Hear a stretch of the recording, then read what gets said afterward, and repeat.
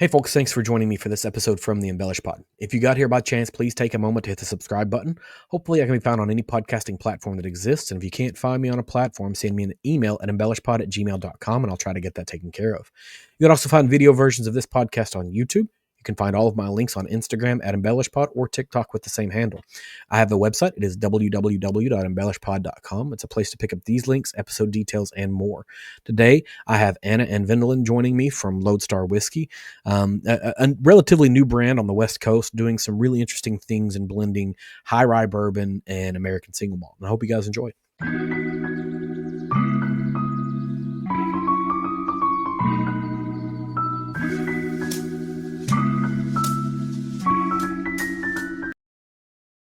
Good morning, good afternoon, or good evening, whenever you happen to be joining us for this episode of the podcast. I have Wendelin and Anna joining me from Lodestar.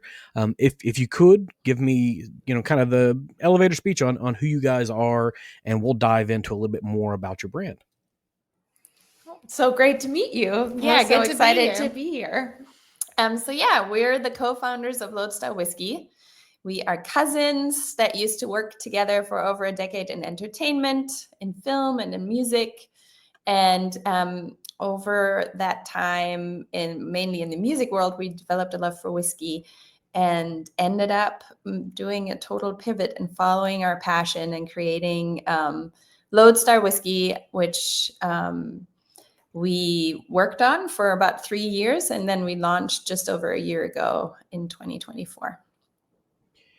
So your cousins and coworkers and now business partners is in family can kind of grow up in very, very different ways. I have a lot of cousins. I have 2 that I'm really close with, and about 25 more that we are cousins, but we don't spend a bunch of time together. So were you guys really close growing up? Did this kind of closeness generate whenever you started working together? And did any of that kind of prepare you for this entrepreneurial journey that you're on now? Anna and I come from a really big family, and we all really like each other, luckily. And we grew up together. We grew up around big dinner tables, where our families shared a lot of meals and a lot of good drinks and just like enjoyed hanging out with each other. So we're definitely close from an early age. And then when I moved out to LA, and Anna was already out here, Anna was starting a business of her own, and she was like, I need some help. And I was like, yeah, I'll dive in. And then our working relationship became very close that way. And we worked, like Anna already said, worked together for over 10 years. So we developed a second hand with each other and worked out all the kinks early on. Yeah, and I feel like it set us up to be able to do this together in a really good way, because we have such a strong familiar relationship and friendship, but at the same time we had a lot of experience of working together as well. So you came from the entertainment industry, artist management sort of thing. Was it one of you or both of you that said, I don't want to do this thing anymore. I want to build something new. I want to own something. Can you walk me through how did we get to this point? Really, it started with a passion for whiskey as a product that we enjoyed, and developed our palates over time. And then we noticed that we as consumers didn't feel super represented in a lot of the whiskeys that were out there and that were marketed to consumers. And so that was something we thought about. And the idea to kind of jump and pursue this really came with a pandemic, honestly, because everything in our working world stopped. And it just, I think, as for so many people, it kind of crystallized and clarified a lot of things for us. And it made clear that we wanted to follow a path that was really authentic to us and follow a passion that we felt really strongly about. So that was really the deciding moment, was when everything stopped. So it's a pandemic pivot, right? Which is relatively Correct. common for a whole Yes. lot of folks. A lot Yeah. of career changes, a lot of times. You had developed a love for whiskey and a palate for whiskey, but what's the thing that sort of happens that triggers and says, we're going to start a whiskey brand? Because it could have been any number of other hobbies or passions that I'm sure that you have. What made this one the thing? Well, I think like Anna already said, we noticed that when we knew a lot of women who drink whiskey and enjoy whiskey, but we didn't feel like there was a lot of brands out there that were speaking directly to women, but also inclusively to other people. So not, so we felt like that there was an image of whiskey out there that didn't align with our experience and kind of our aspirations for the spirit. And we felt really strongly like that was something that we wanted to change. And I guess it was that passion and that drive to come in and change something that kind of pushed us over the edge. And you're identifying something that is, it's not even it's not even a secret at this point. Like, women are vastly and grossly represented within the whiskey space. So you had already kind of developed your palate and a love for it in a place where you weren't already represented. Kind of how did you develop it without seeing people like you? Because it's really easy for somebody like me, because I see a whole lot of people that look an awful lot like me in the space already. Kind of what was that like, developing into your palate, your passion, and then your brand, not seeing people like you around? It was definitely what really drove the whole thing and the idea, for sure. So initially, when we were traveling a lot for work, and this was in the music space, whiskey was the drink of choice in that space. So we were exposed to it. And I think that's how, we both grew up with dads who were whiskey drinkers and really enjoyed good whiskeys, but it wasn't something that I personally was drawn to in my 20s or whatever. But then working and being exposed to it so much, we just started kind of trying it and being curious about this product that's just so interesting. And I always think of it as something that's kind of alive, because every barrel is different and so many things influence the flavors. So then I guess that curiosity about what we were tasting prompted us to taste different things, and wherever we traveled, kind of trying more obscure whiskeys that you wouldn't be able to get everywhere, and just kind of developing our palate that way. And at the same time, every time we would walk up to a bar and order a whiskey in whatever way that was, be it neat on the rocks or in a cocktail or whatever, it would elicit a reaction. And that reaction was either negative or positive, but it was a reaction. And that's something that really stuck with us. It's like, why is there always a reaction when we as women walk up to a bar and order a whiskey? What is happening? That doesn't happen when you order a tequila drink. That doesn't happen when you order a vodka drink. And so I think that was initially what was really standing out to us, and what started the whole idea of like, hold on a second, what is actually happening here? And why is this happening? And it feels antiquated and outdated. And like Wendelin said, it wasn't really matching the experience we had ourselves and that we knew other people to have with whiskey. So yeah. And so when we started investigating that and taking a closer look, we were like, you know what? These brands aren't actually talking to people like us. And while there has been a shift in the industry for sure, which we're very excited about, even to this day, when you look at the way that whiskey is marketed, women they're present now, but in a lot of places they're still secondary to men. And for us, anything that we would start, we were like, it has to be authentic to us. So we were like, okay, well, this is very authentic to us, because we are those consumers that don't feel spoken to. So that kind of got our brains working, and then we rolled up our sleeves and started just doing a lot of research, meeting with whoever would meet with us in the industry, having a lot of conversations, and we were really pleasantly surprised.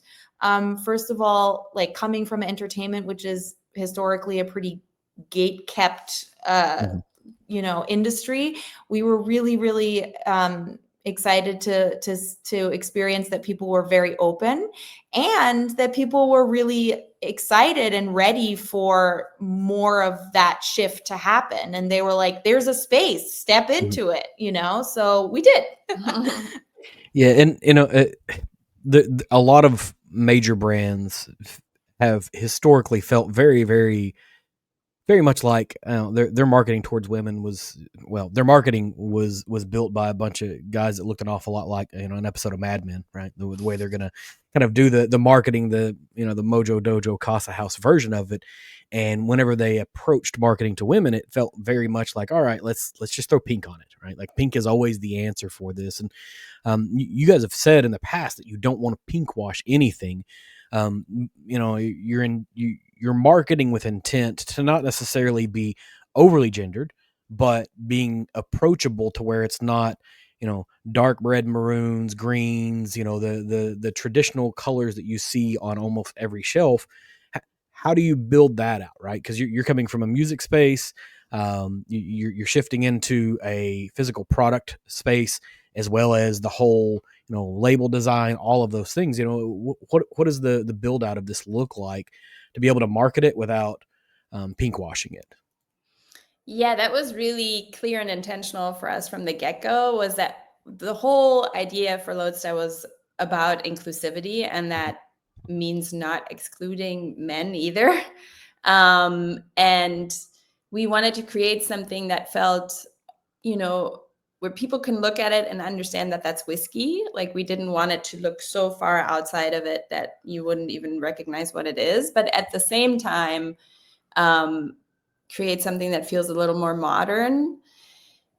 We as consumers are not super interested in overly gendered branding either. That's where this clear idea of not pink washing anything came into, in combination with the inclusivity part. And then we also feel like, a kind of a newer, somebody who's newer to the category, or a younger generation of consumers are also not interested in these overly gendered products. So it kind of made a lot of sense to us to stick to something that would be appealing to a vast amount of people, rather than kind of pigeonholing ourselves. Mm-hmm. And again, it's like for us, authenticity, right? We're two women. Representation, it's like showing up, and that you don't have to overtly market towards one specific gender if you're showing up in representing, right? So and then, like Anna already said, for us, the colors felt like they point to the history, to a product, like something familiar, but we have two different colors on our label. One is darker, one is lighter, and that's more contemporary. And yeah, there's a lot of brands already out there. If you're looking for the older stuff, it exists, and there's wonderful products. But if you are looking for something that's more contemporary, then we're here. So in you've mentioned this a couple of times. We're talking about not necessarily being overly gendered, and in the past you've indicated that you think there's some evidence that younger consumers aren't interested in that, kind of overly gendered in one direction or the other. Where have you seen that? Is this like market research? Are you seeing trends within the existing whiskey space, or is it just kind of a sort of an understood situation? It's a couple of things. It's anecdotal to a certain degree because we see that when we are out and meeting consumers. We do a lot of events. That's the feedback we're getting. Everybody comments on our pack that they love how it looks, no matter if those are men or women. But it's also based on market research. There's been studies that that even sales increase when you market with less stereotypically gendered branding. So and consumers care about authenticity. So Yeah. and they're pretty good at sniffing it out if it's not. Yeah, without a doubt. I mean, the ability to detect someone's bullshit is pretty heavy within the market space, right? People are aware of those kinds of things, and you have to have authenticity. You've said it a whole lot. It's a really, really important thing, and specifically for what you guys want to do. You've said in the past that community is one of your North Stars, right? And you can't have community without authenticity or transparency or whatever it takes to kind of build trust with people. What does community building look like for your brand in 25, 26? How do you build your community? Removing the authenticity, because that's the kind of the underlying foundation of it. I mean, so here in LA, which is where we launched the brand, like Anna already said, we do a lot of events, and we love meeting new people and making friends, and sharing whiskey. Online, our approach is more of like a lifestyle approach to marketing our whiskey. We want to make people feel like our brand is accessible. We love sharing recipes. We love kind of including inviting our community and people in to try our whiskey in a way that is maybe different than they had thought about whiskey before. And those are just some of the ways that we show up with our community. And you said you're building in LA. That's where you're launching. As you've experienced maybe some other locations, does the whiskey consumer in LA differ significantly from say going to some of the other places that you've been for the brand, or in other markets, or are whiskey people largely the same? I would say that whiskey people, I don't want to say they're largely the same. There's so many different people in that space, but I don't think LA people who are already whiskey drinkers in LA to me aren't like totally different than people are in other places. But LA is really an agave heavy town. So there's a lot of tequila, mezcal. This is what people are used to, or a lot of people are used to. So it's been a really interesting and fun thing to basically bring people into the whiskey category. So whenever we do these events, and we also, this goes back to kind of building community, but also to inclusivity, we show up in places that are maybe typically or traditionally not thought of as whiskey spaces. This includes, fashion pop-ups or Book art clubs. shows or book clubs or game nights or dating events, things where people here at least would probably more expect to see a wine or a tequila. And we see a lot of people who then their reaction is like, oh, I don't drink whiskey, or I'm not familiar with it, or I don't like whiskey, before they even have tried it. And then to kind of bring them in and just be like, well, just try this, or try just a little bit, or try it in a cocktail. And the reactions being so positive, that's been really, really fun to see, where people are, who maybe specific to LA, are really used to a tequila situation, all of a sudden realizing, oh, I really like this, but I didn't think of myself as somebody who likes whiskey. And I think too, there's not, when people think of or consider themselves tequila drinkers, they're probably drinking a margarita, or they're drinking like a tequila soda. Not that many people hit tequila straight up, but because whiskey has a culture and an image attached to it, people think that that's how you consume whiskey. And so we like to show up with cocktails, for example, that are really refreshing and different. It's not only an old fashioned or a Manhattan. It's something that's lighter and closer to something like a margarita. We're also amazing in a highball. So like with, seltzer water and a lemon twist. And when people try it that way, then they're always really pleasantly surprised. And I've always sort of thought this, right? You're talking about, most of the folks at an event like you're doing, are probably drinking tequila in a cocktail. But if they're not, if they're drinking tequila neat, they're probably the same kind of nerd that is drinking whiskey neat. That's the same kind of nerd that's going to like a coffee cupping experience where they're feeling like we're all the exact same nerd. We just found our thing, kind of in different locations. But it's giving you the opportunity whenever you kind of go into these markets, you're doing, as much brand education and whiskey education at the same time, right? You're kind of expanding those palettes of different people, which is great. As you kind of expand within the LA market, what do you have any indicators that you guys have kind of set that says, hey, at this point, this is when we know we're ready for the next big market. This is how we know we've, and I don't think you can conquer LA, but you've conquered LA enough. It's pretty big. Yes, I mean we're just kind of now expanding into some markets around LA. We just started in Santa Barbara, Long Beach, Orange County, Palm Springs, like those smaller markets that are surrounding or in SoCal, basically. Another part of the community is obviously also hospitality. The bartenders, the bar directors, the food and beverage directors, all of those people. And that's been really amazing too. And that was always our intention to initially in the first year and a half to build really strong relationships that are authentic and real and that we can then build on. And so there was a lot of learning, and there's still a lot of learning that we're doing,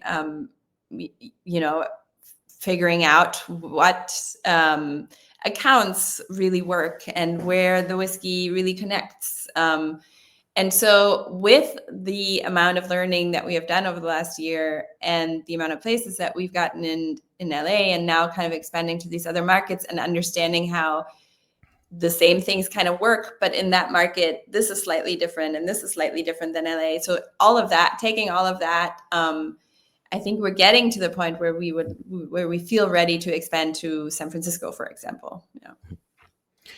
So, and as you kind of expand into these markets, most retailers and bars are experiencing brands that show up that have, 2, 3, maybe 5 SKUs whenever they walk in the door, and having a single SKU as you kind of walk in and approach retailers or, on premise, however you want to kind of phrase it.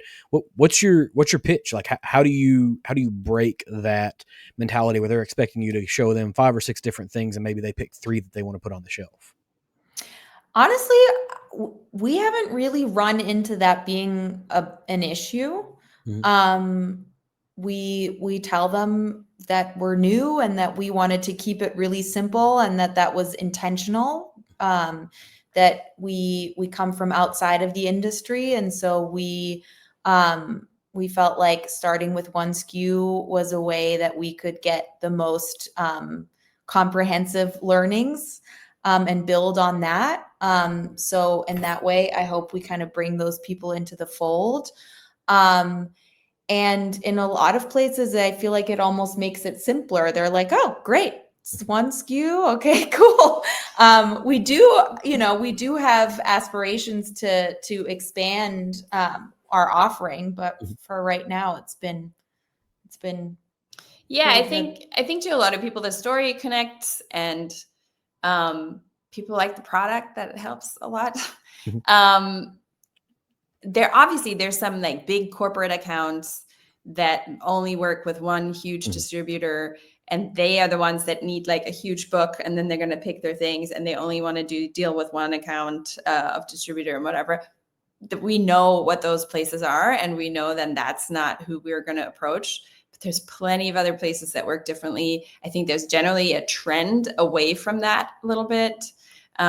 People are really enjoying the idea of a smaller brand trying to change some things up. And so we've experienced really positive feedback from on and off premise, honestly.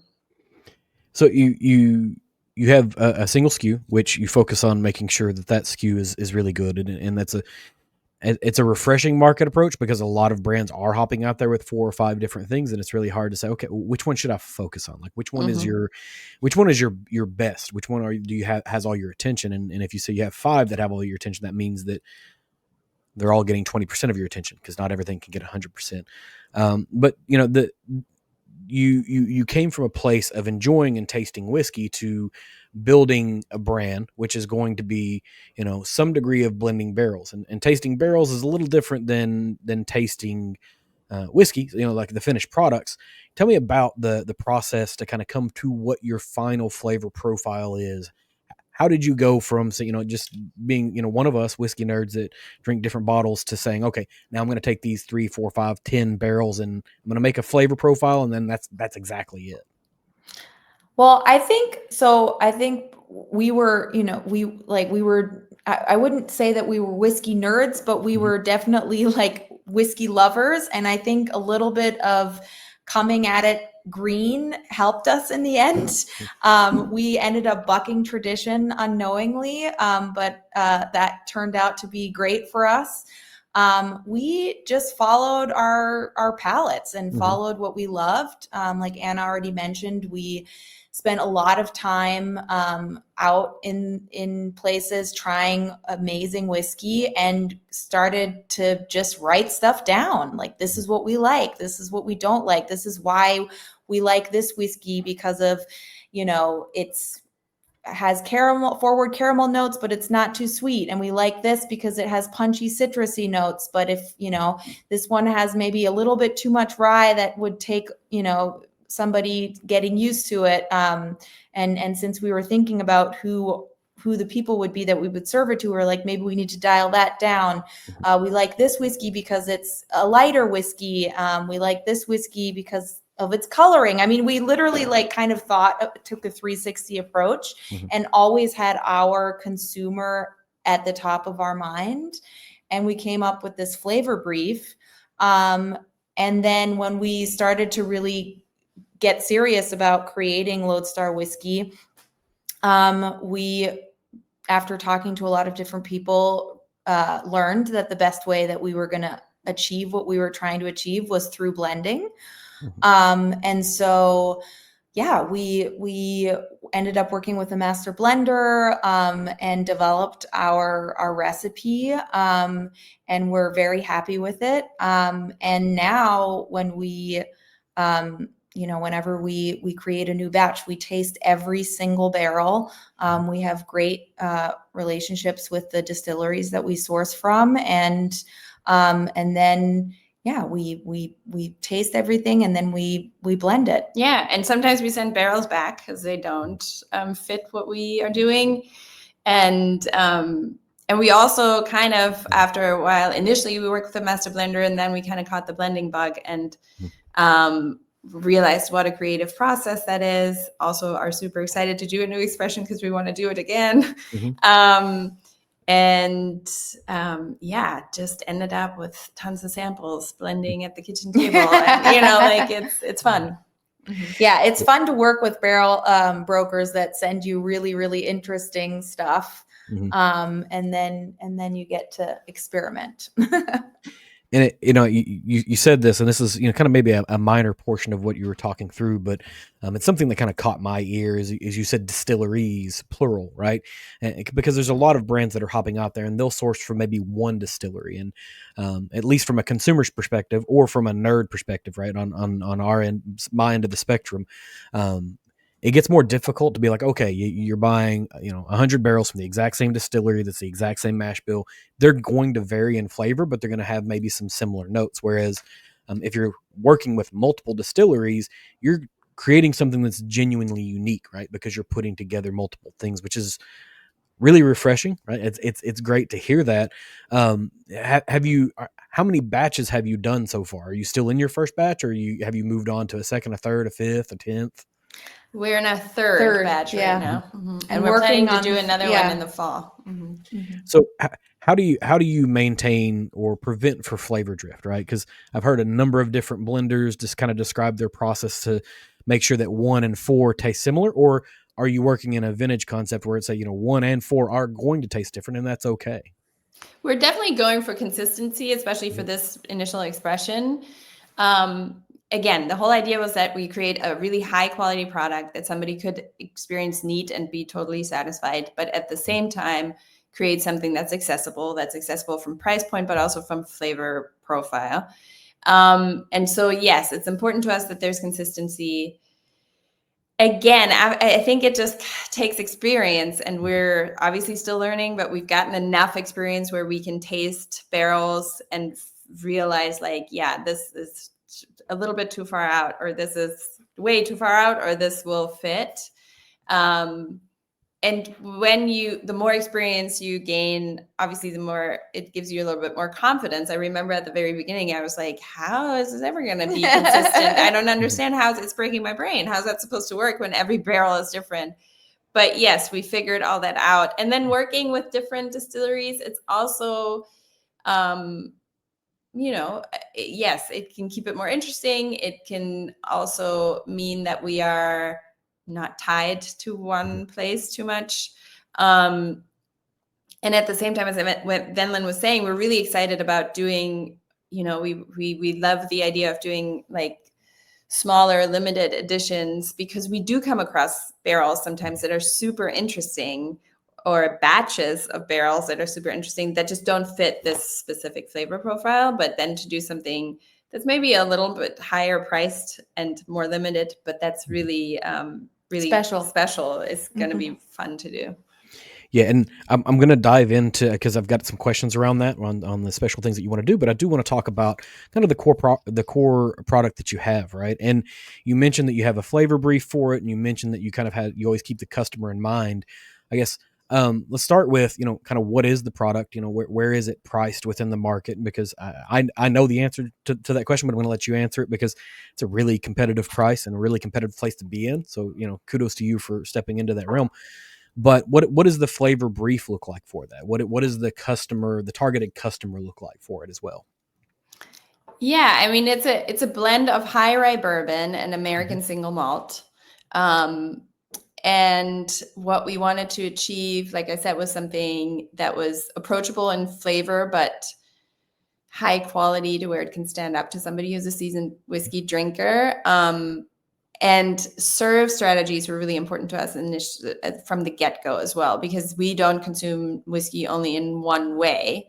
And we know a lot of people who don't. And so we wanted it to be, viscosity was important. We wanted it to be easy to shoot, but also sip on and not water down too quickly if you put a rock in it. So it's like we bottle at 90 proof. But we wanted the flavor notes to also stand out in a cocktail enough. So yeah, there was a lot that kind of went into the flavor. I don't know if you want to explain the actual flavor profile, but yeah. Yeah. So, the high rye bourbon, or I should say, when you first try it, it definitely drinks more like a bourbon. 70% of our blend is that high rye bourbon. And you get kind of like those familiar caramel notes up front. But the high rye content not only mellows out the sweetness, but also brings in like some really lovely citrus notes. And it's got like that spice backbone that stands up to other ingredients in cocktails. And then the American single malt, this is where, we were like unintentionally bucking tradition. We wanted a whiskey that had a longer finish. We wanted to bring in, there were whiskeys out there that we tried that had more of those like malty notes in them. So we wanted to bring that in. We felt like that kind of finish with those toasty cereal notes just rounded it out, and again kind of mellowed out the sweetness and also kind of the punchiness of the rye. And so like all of those things together, we were really happy with how it ended up in the glass. or the bottle, I should say. Yeah. So, and you've got a high rye bourbon, and then you've got an American single malt, and you're sourcing these from different locations to build the blends that you have. How did you identify who you wanted to work with? Did you try their representative samples, or did you kind of reach out? Like, how do you go about building this uniquely situated mash bill effectively, or recipe, or whatever you want to call it, which is refreshing to see bucking trends, right? We want to see that for sure. How Yeah, did I you mean, identify who your partner was going to be? it was a lot of research and tasting.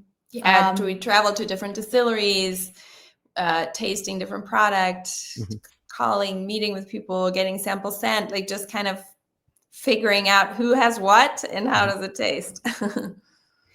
So, where do you sit price point in the market on this, and where can I currently purchase it if I'm not in LA? Yeah, I mean, online our price is $45. There's if you are in LA or in Southern California, there's a few retailers who sell it for 40. But yeah, 45 is what it is. And then online is, if you're not in LA, you can order it online at lodestarwhiskey.com.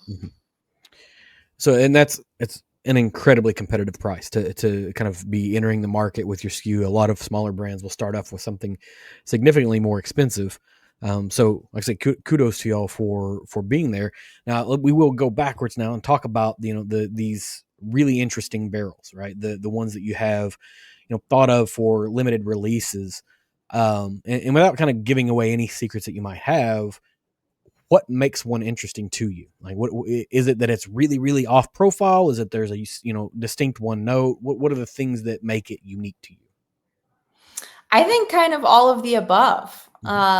It's having tasted a ton of stuff, it's like, oh, it just stands out when we try it.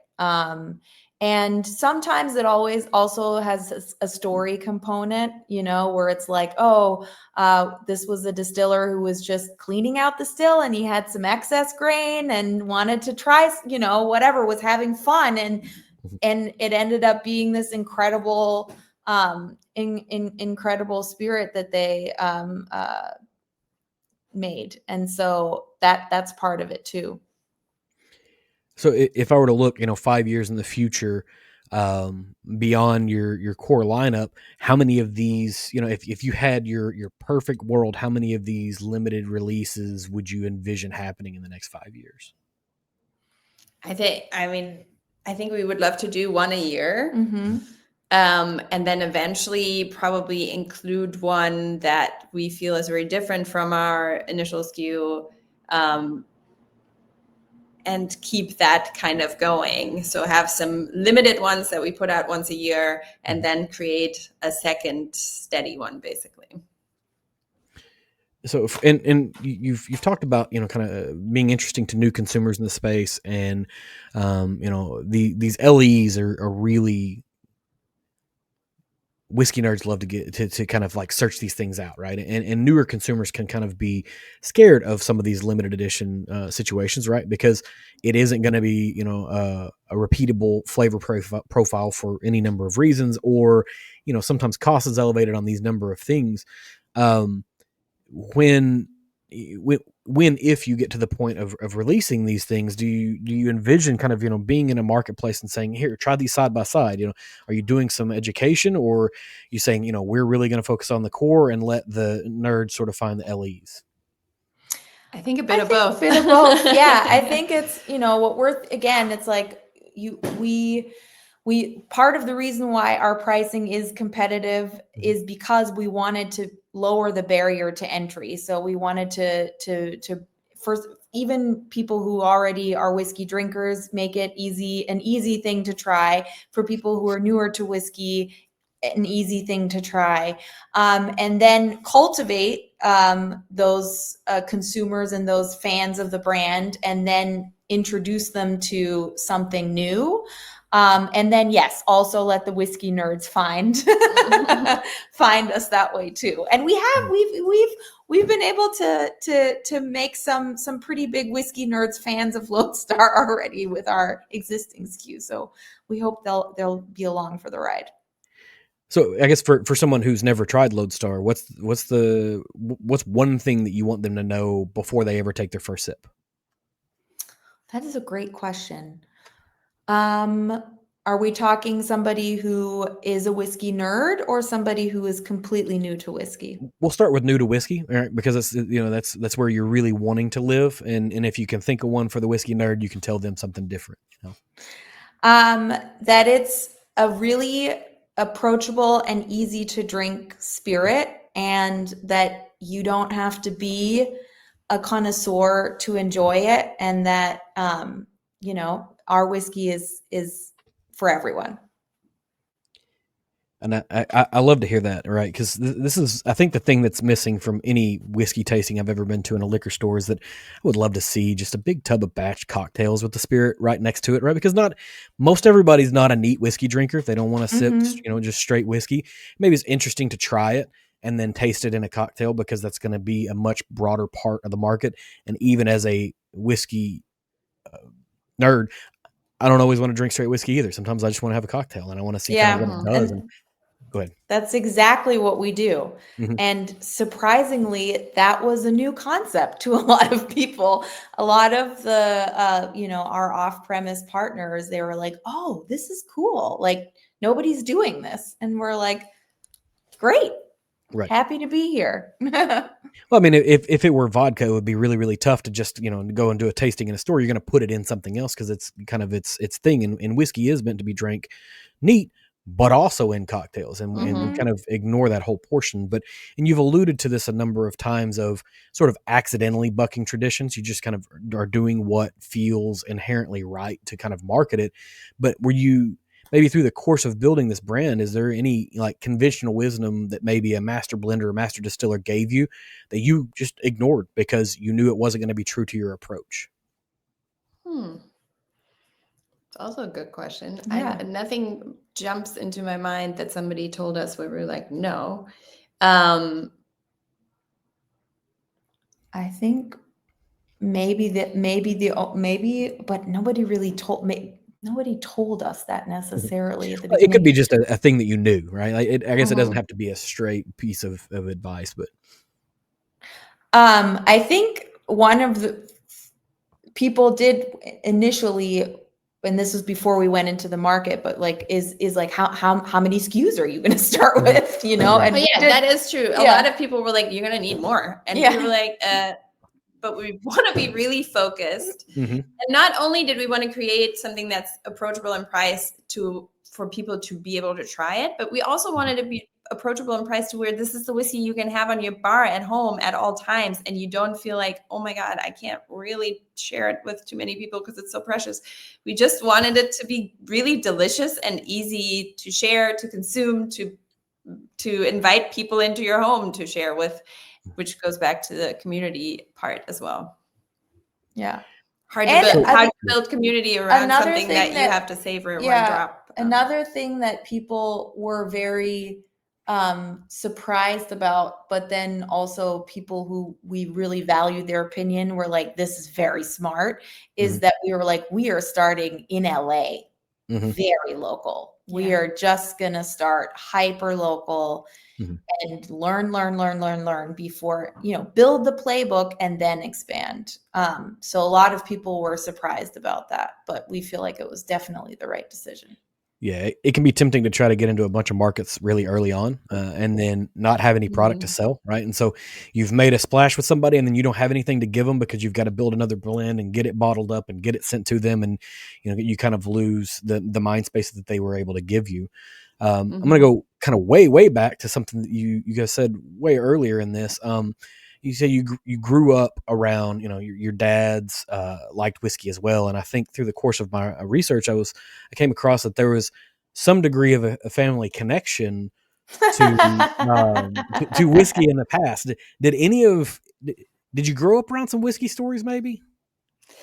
I didn't. My dad was just a whiskey consumer. He loved a good whiskey. He loved a good scotch as well. And so he was he had a big birthday party every year and served a pretty stiff whiskey sour. And so that was like a legendary thing that I was just like, this is what people love to drink. But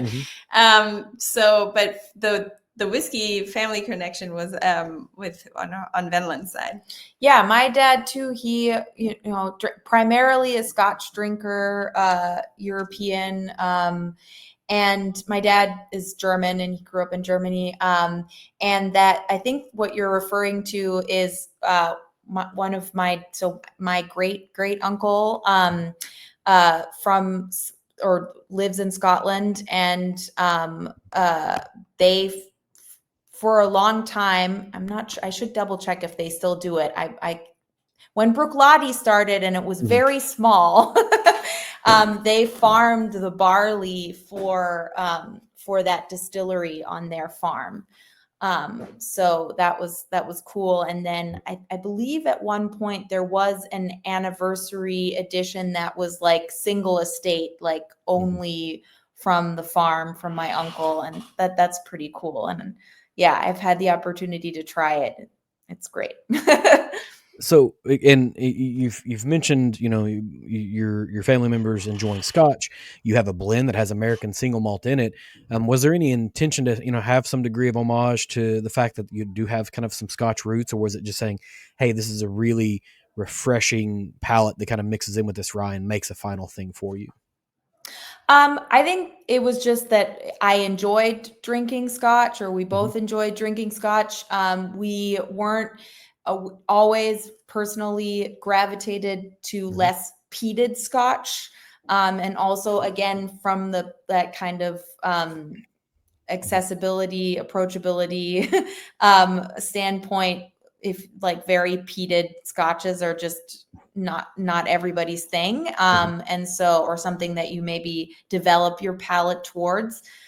So we knew that wasn't going to be something that we would have in our whiskey, but yeah, we love Scotch. So definitely in a way an influence. Yeah. And, kind of, if you're beginning this journey, as a pandemic pivot, you began thinking about this before American single malt was an actually clearly identified spirit, right? There were a lot of producers that were adhering to the rules because they were a part of the American Single Malt Society, trying to get the rules kind of passed. But from the beginning of the brand to now, you've actually lived through the creation of that regulation of what it's supposed to be. Does that change your business any, or does it actually make it easier because now there are rules? Well, we were pleasantly surprised and pleased that this happened. And also that just American Single Malt became, in the marketplace, a more recognizable product. So when we now explain the blend to people, it's just a lot more people kind of know what we're talking about. Yeah. Yeah. And there was at least unofficially, America's first American single malt bar soft opened this weekend in Denver. I didn't know that. It's getting some notoriety, and I didn't know about. I happened to be in Denver with a bunch of friends, and we didn't know this was happening until I got back. I saw this notification like yesterday. I'm like, man, so close. Damn! yeah, exactly. That's because it was just a bunch of whiskey nerds, and we were all out in Denver visiting other, like Talnua and Stranahan's and a host of other places, and I didn't know that it happened, or we would have absolutely been like, hey, can we get in the door? It would be super cool. And we're pushing up on time just a little bit. And this one may take a little bit of thought, or maybe you've got it right off the top of your head. What is one question that you wish more people would ask about Lodestar that they don't? You're coming up with the great questions, Don, really. One question that people don't ask that we wish that they... And it could be that do I have to drink it neat? Yeah. That's fair. That's absolutely fair. Yeah. And the answer is no. You drink it the way you want. Exactly. That's what we say. We're all flavor, no fuss. Yeah. It doesn't have to be complicated in any way, shape, or form. You don't have to know a lot. You can. If you do, great. But if you don't, you can also just enjoy it. Yeah. And then one last one, and this one's a little bit different as well. You come from the entertainment industry where you worked with talent and for talent, and now you are the talent, right? You are the talent representing your brand. The product is maybe the star, but you're the thing that kind of pushes it along. Has that shift in perspective changed how you approach business relationships or how you take things forward? It's definitely been a big shift. I would say for both of us personally, I think it was a big shift for me to be more out front rather than behind the scenes. Ultimately, a shift I very much am happy about, not because I want to be out front necessarily, but because it feels more authentic. We are all of it, right? And I think you said it perfectly. The product is actually the star, and we're speaking to that. It all goes back to authenticity and just doing something, putting something out in the world that we feel really proud of, that we 100% can stand behind, and putting something out there that we think brings joy, creates community, invites people in. All of that is super important to us. And so to be able to do that on our own terms with a product that we feel so happy to put out there is really a joyful experience for us as well. As hard as it is, I'm not going to say it's not hard. Building a brand and starting something new is hard, but it's very, very different than what we did before. Yeah, I will say, I think that having come, from the other side of it, we were able to really figure out what works and what doesn't work. And, and I think also learn that authenticity is always going to be what works best. Because we saw it happen. We saw when things were not authentic and that they didn't work. Yes. So I think it helped us develop our sense for that and our eye for that. And also I think we understood like what's realistic and what's not, like what's realistic to achieve and what's not realistic to achieve. So having done all the nitty gritty parts of it. Yeah. So we are kind of at the end of our opportunity. Thank both of you so much for your time. You can't create more time. And before we close this out, what's the website? Where's the social media? Where do I need to be able to know about the news? Is there a newsletter? Kind of what are the details that we need to know so we make sure we stay in touch and understand what's going on with Lodestar? Yeah. Well, our website is lodestarwhiskey.com. We do have a newsletter sign up on our website. And if you sign up to our website, you get like shippings on us on your first order. And you can order our whiskey on our website. We do ship to most states. And then, and social media is the same, Lodestar Whiskey on Instagram. That's the main platform that we're active on. And we love to connect with people there too. So yes. Definitely reach out to us there. Follow us, DM us, all the things. We love to hear from people.